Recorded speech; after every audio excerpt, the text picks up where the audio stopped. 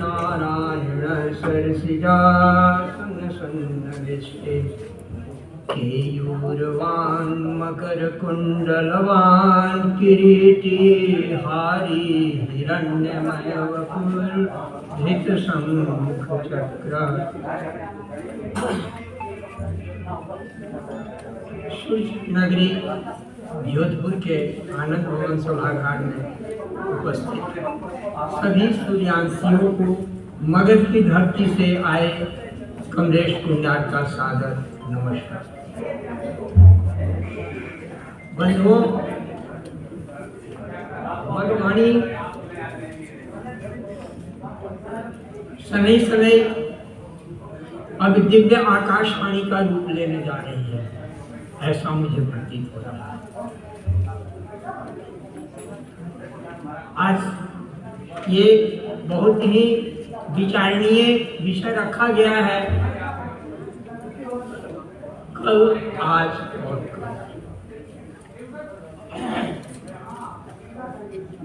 कल आज और कल के विषय में समय सीमा को देखते हुए बातें तो बहुत है, बहुत की जा सकती हैं, और जो करनी चाहिए, जो आवश्यकता है जिन बातों की, इन बातों के लिए कोई भी बड़ी से बड़ी सभा भी छोटी पड़ जाएगी, बड़ा से बड़ा समय भी छोटा पड़ जाएगा। जीवन के इस पड़ाव पर पहुंच करके मैंने जो कुछ अनुभव के मोतियों को संचित किया, कुछ सीख घूंघे भी बटोरे अपने जीवन में, उन सारी चीजों को बेतरतीबी से ही कहें अपने विभिन्न ग्रंथों में रख दिया, और संभवतः बहुत से बंधु जानते होंगे, जो नहीं जानते हैं उनकी जानकारी के लिए मैं ये जानकारी दे देना उचित समझता हूँ कि अनेक पुस्तकों के बीच में 5 पुस्तकें मैंने विशेष करके शाकद्वीपीय बंधुओं के संबंध में ही मैंने लिखा, और मुझे जो कुछ भी कहना था वो मैं उन 5 पुस्तकों में कह दिया हूँ। उसमें कल भी मिलेगा, आज भी मिलेगा, और आने वाला कल भी मिलेगा। उन 5 पुस्तकों के कुछ सार तत्व को यहाँ इस कम समय में कुछ कहा जा सकता है। हो सकता है सार तत्वों को संजोने में, चुनने में हमसे कोई त्रुटि हो, कोई ऐसी बातें कहीं मन निकल जाए, तो उसके लिए आप मुझे क्षमा करेंगे। कल, आज और कल के विषय में सूत्रवत इतनी बातें कही जा सकती हैं कि हमारा कल ज्ञातव्य है, हमारा कल ज्ञातव्य है, हमारा आज ध्यातव्य है, और हमारा आने वाला कल कर्तव्य है। ज्ञातव्य, ध्यातव्य और कर्तव्य, इन 3 बिंदुओं पर आप घर जा करके शांत भाव से 3 बिंदुओं पर विचार करेंगे। हम क्या थे, क्या हो गए, और क्या होने जा रहे हैं, क्या होंगे, ये बहुत ही विचारणीय विचार है। इन 3 कालखंडों में अपनी स्थिति केवल इतिहास पढ़ने से, इतिहास रटने से कोई लाभ नहीं होता है। इतिहास पढ़ना इसलिए जरूरी होता है कि इतिहास की भूलों से हमें कुछ सीख लेनी चाहिए। यह नहीं कि इतिहास को हम रटते केवल रहे, और उस रटने से फिर तोता रट से काम नहीं चलेगा। हम सूर्यांशी हैं? नहीं, हम सूर्यांशी थे, हम सूर्यांश सूर्य पुत्र हैं, हम मग पुत्र हैं कर सकते हैं, हम मग कितने हैं, हमने मगत्व कितना है, ये विचार किए हैं। आज चंद लोगों को इकट्ठे करके भारतवर्ष के विभिन्न कोने से उपस्थित करके 2 दिन का समय बिता करके इतना अर्थव्यवस्था जुटा करके अर्थ व्यय करके हमने क्या लब्ध किया, ये विचारणीय है, ये महत्वपूर्ण है। मुझे भट्ट प्रशस्ति नहीं आती है, क्षमा करेंगे। कई लोगों ने अब से पूर्व इस उपस्थिति को देख करके बहुत आह्लाद व्यक्त किया। इस उपस्थिति को, मैं इस उपस्थिति को देख करके खेद व्यक्त कर रहा हूं। क्या मतलब है भाई, दूर से आने के लिए ठीक है, क्या इस राजस्थान जोधपुर शहर की इस नगर की धरती पर क्या इतने ही मगविप्र हैं? क्या उनके पास समय नहीं है? और कुछ यहाँ आकर के भी जीवन की भागा भागी में, भाई जीवन के इस भागा भागी से कुछ तो निकालिए। मधुवाणी ने आपको आहूत किया है, आपसे सिर्फ 48 घंटे मांगे हैं, वो तो देना चाहिए। और अगर वो नहीं दे पाते हैं तो फिर इस पटाखे को लेकर चल रहे हैं। इसलिए मैं आह्लादित नहीं हूँ, मैं खिन्न हूँ। ये उपस्थिति यहाँ इतनी होनी चाहिए थी कि खड़े होने की भी जगह न कुर्सियां हटा देनी पड़ती। और अपने इस खेत को मैं आगामी आयोजनकर्ताओं से भी, यहाँ के जो स्थानीय आयोजक हैं, केंद्रीय आयोजक विवेकानंद जी, इनसे और इस मधुवाणी की पूरी टीम को मैं और तीव्रता से, प्रखरता से और दायित्वपूर्ण कार्य करने के लिए मैं उनसे निवेदन करूंगा। और मेरे इस संदेश को सोशल मीडिया के माध्यम से बहुत लोगों तक ये अभी बातें पहुंच रही होंगी जो यहाँ नहीं उपस्थित हैं। वे भी ऊपर घर में बैठ करके सुन रहे होंगे। मोबाइल तो हर एंड्रॉयड तो हर हाथों में है, एंड्रॉयड देख सकते हैं। भैया मेरे एंड्रॉयड से थोड़े देर के लिए तो बाहर आ जाओ। इस सभा में कम से कम हम परिचय का आदान प्रदान तो हो। एक चीज मुझे यहाँ इस व्यवस्था की बड़ी अच्छी लगी कि हर व्यक्ति को आपने 2 मिनट का ही समय दिया अपना परिचय देने के लिए। अन्यथा अन्य सभाओं की तो स्थिति वही होती है जो आज के आपके जमघटों में बफे डिनर की होती है। मेजबान को सिर्फ इतना ही मतलब रहता है कि आपने लिफाफा लाया, और आने वाले को इतना ही मतलब होता है कि भोजन किए नहीं किए, भोजन किए और हाथ पोछे और बाहर चले गए। आपकी वे सजावटें, आपका वो खर्च, आपका वो श्रम, सब कुछ कोई मायने नहीं रखता है, न आने वाले के लिए। ये इन बातों को इस सभा के लिए ही नहीं बल्कि अपने अन्य कार्यों के लिए, अन्य समारोहों में भी इस बात का ध्यान रखें। वो माधुर्य, वो दायित्व होना चाहिए। तो कल की बातें बहुत चर्चा करने की आवश्यकता नहीं है, आज अधिक विचारणीय है। और आज पर विचार करते हुए कल का मार्ग प्रशस्त करना है, कल के बारे में हमें सोचना है।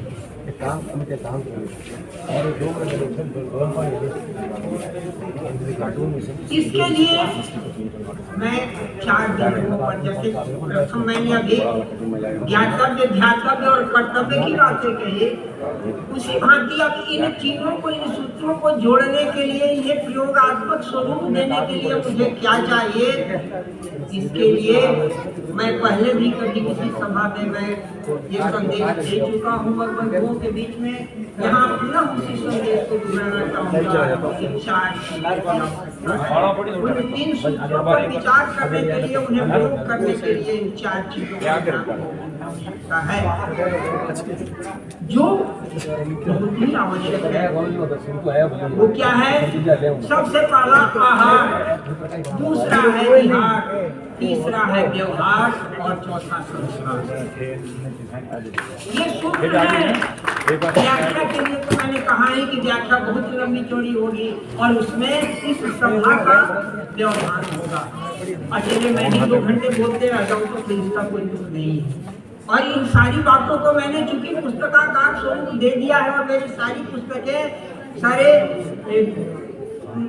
अमेजन, फ्लिपकार्ट वगैरह पर उपलब्ध हैं।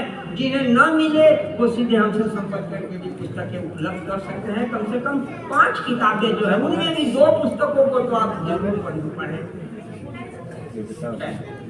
ये आहार, विहार, व्यवहार और संस्कार की जो मैं बातें कर रहा हूँ, हम अपने आहार पर ध्यान दें।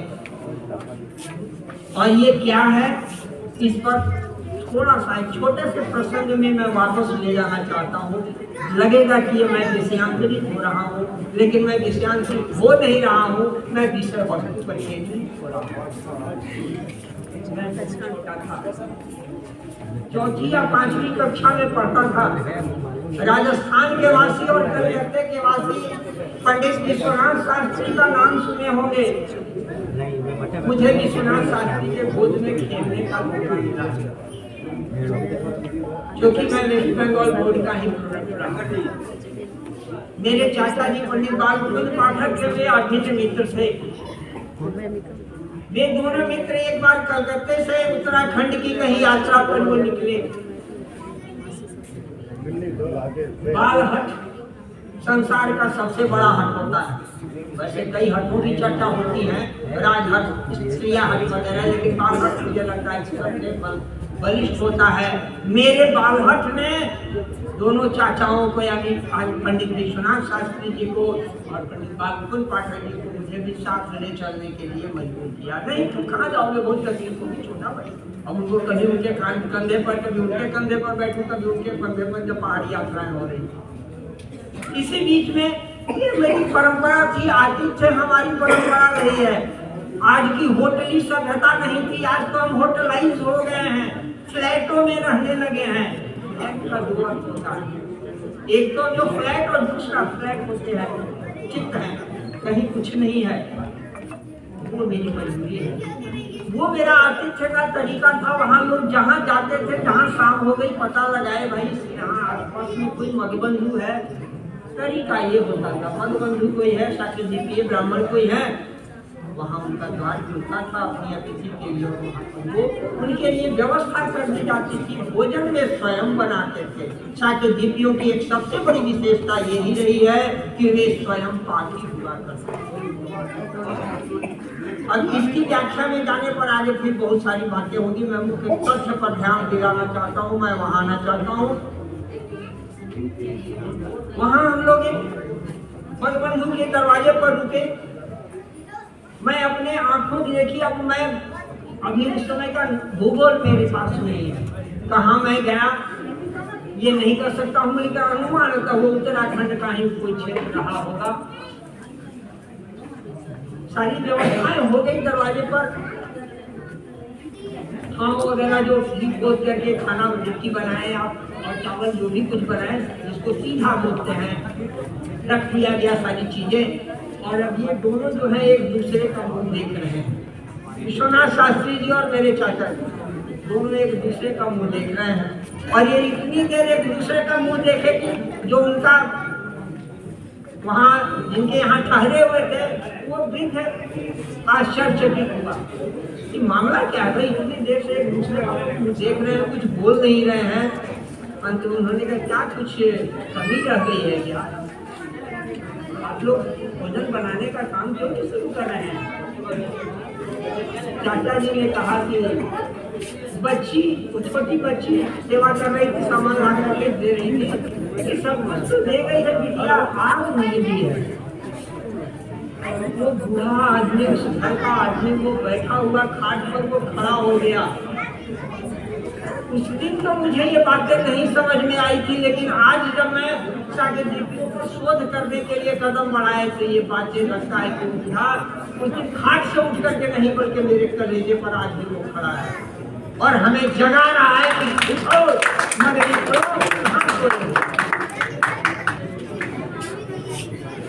मैं रोमांचित ही नहीं, भ्रमित, रोमांचित और दुखित हो जाता हूँ वर्तमान परिवेश को देखकर। खड़ा हुआ झूठ करके आपने कहा कि हम शास्त्रों की आगे की बात उसने कहा नहीं, कहने की बात भी नहीं है। आवाज लगाई उसने, बेटा जरा बाहर आना। वही बच्ची जो अब तक चावल आटा रख के गई थी, गोईठा लकड़ी रख के गई थी, उसको बुलाओ जरा सा। अरे पंडित जी को आग नहीं जलाने आ रहा है, जरा जला दो ना। बिटिया आई, मुश्किल से वो, हम उस समय 5वीं या 4वीं क्लास में पढ़ रहे थे, गर्मियों का दिन था, गर्मी की छुट्टी के क्रम में गए थे। हमसे भी वो छोटी या मेरी बराबर ही वो बच्ची रही होगी। आई उधर से तो गोईठा समझते हैं आप लोग ना भाई, हम लोग तो बिहार वाले, उपला वैसे संस्कृत उसका नाम है, गोईठा गोबर का। तोड़ करके एक पूरा गोईठा, उसके ऊपर 2-4 टुकड़े तोड़ करके रखी, ऐसे दाहिने हाथ में उठाई, ऊपर की ओर एक बार देखी बचिया, आज झलकी। मैं ये अपनी आंखों से देखी हुई बात बोल रहा हूँ, और इसीलिए मैं कह रहा हूँ कि आज वो बूढ़ा मेरे सीने पर खड़ा हुआ नजर आता है कि जगो, कहाँ सोए हो, अपने को तुम साकर दीपी करती हो। यही उसकी बात है कि आपने पंडित ने साकर दीपी कहा, साकर दीपी भी आग मांगता है क्या? सूर्यांशी हम थे, इसीलिए मैंने कहा इतिहास रटने से कोई फायदा नहीं है। दादाजी मेरे हाथी पाले हुए थे, और हाथी तो मर गया, दिख गया। आज हमको साकर चल रहे हैं, हाथी था मेरे घर में, तुम्हारे पास। तुम सूर्यांशी कितने हो? आए दिन हमसे ये सवाल उठाए करते हैं लोग। मैं कर्मकांड ही नहीं हूँ, कर्मकांड की पुस्तकें भले लिख देता हूँ, कर्मकांड कराता नहीं हूँ। मैं तो पुरोहित कर्म की निंदा करते हुए भी कुछ बातें, कुछ आर्टिकल्स मैंने लिखे हैं। यहाँ ये कहना चाह रहा हूँ कि ध्यान दीजिए, ये तेजहीनता आई कहाँ से? 5135 वर्षों में, अभी बहुत लंबे यात्री हम नहीं हैं, 5135 वर्ष मात्र, हम कहाँ से कहाँ आ गए। आज हम दिया सलाई से भी आग नहीं जला सकते हैं। हम सूर्यांशी लोग कर्मकांड का सवाल करते हैं कि नियम अच्छा। पंडित जी आपने एक जगह श्लोक में लिखा है, भविष्य पुराण का वो श्लोक, अभी हाल में किसी के पंडित जी ने हमसे ये सवाल किया कि वो कहाँ है, वो जो कि श्राद्ध भूमि में यदि साकर दीपीय ब्राह्मण उपस्थित हो तो वहाँ पर आप सूर्य के अस्त होने के बाद भी श्राद्ध कर सकते हैं। कहाँ लिखा है? फले की बंधु, मेरा विश्वास आम खाने में है, बगीचे के पेड़ गिनने में नहीं। ये खास ही बातें हैं। वहाँ जो बातें लिखी हुई है वो साकर दीपीय ब्राह्मण की हैं। आप सिर्फ साकर दीपीय ब्राह्मण के पुत्र रह गए हैं। हमने वो मगध तो नहीं रह गया है, फिर हम क्यों श्राद्ध को हम कर रहे हैं अपनी उपस्थिति दर्ज करा? हम मनसा वाचा कर्मणा, अपने संस्कारों से हम साकर दीपीय नहीं रह गए हैं, इसलिए हम ये दावा न करें कि हम साकर दीपीय है। मेरी उपस्थिति में सूर्यास्त होने के बाद ही श्राद्ध कर।